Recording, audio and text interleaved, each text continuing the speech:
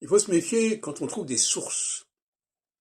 Quand on connaît la source, quand on sait que certains éléments d'un ensemble sont issus d'une certaine source, la tentation est de croire que tout ce qui se trouve dans cette source est utile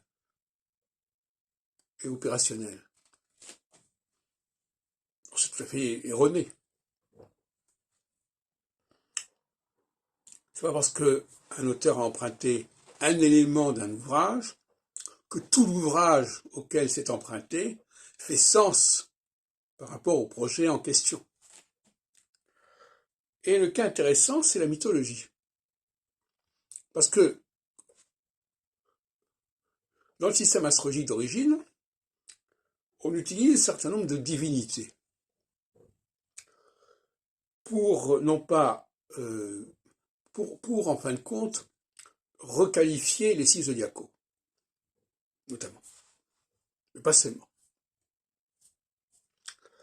Pour requalifier non seulement les 12 signes, mais les 4 saisons, en leur attribuant une divinité, une des 4 divinités notamment qui est au centre du système, c'est-à-dire Mercure, Vénus, Mars et Jupiter.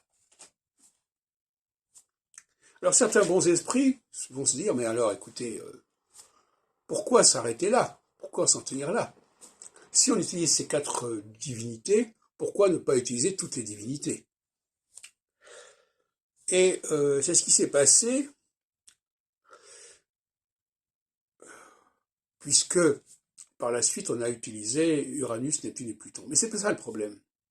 Le problème, c'est que ces divinités ont été utilisées par les astronomes pour baptiser les planètes du système solaire. Alors qu'en réalité, ce n'était pas du tout le but de ces divinités. Les divinités étaient là pour qualifier les signes zodiacaux, non pas pour qualifier les planètes découvertes par les astronomes. Donc là, il y a une erreur d'analyse grossière qui s'est produite. On n'a pas compris que la théorie des maîtrises visait à préciser, par l'utilisation de certaines divinités, un certain nombre de secteurs, notamment les 4 saisons, et ne visait absolument pas les planètes. Mais comme les astronomes avaient utilisé ces divinités pour les planètes, les astrologues, par la suite, ont cru que les planètes devaient servir en astrologie. Alors qu'en réalité, en astrologie, on n'a pas besoin de tout ça. On a les 12 signes, on a les 4 saisons.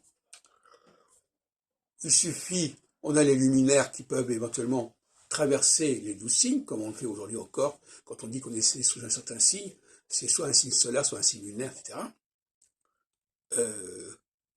Et donc ça n'a pas été compris, et ça a donné le polyplanétarisme actuel, qui est une inflation de signifiants, une inflation de signification, qui vient saturer complètement l'astrologie.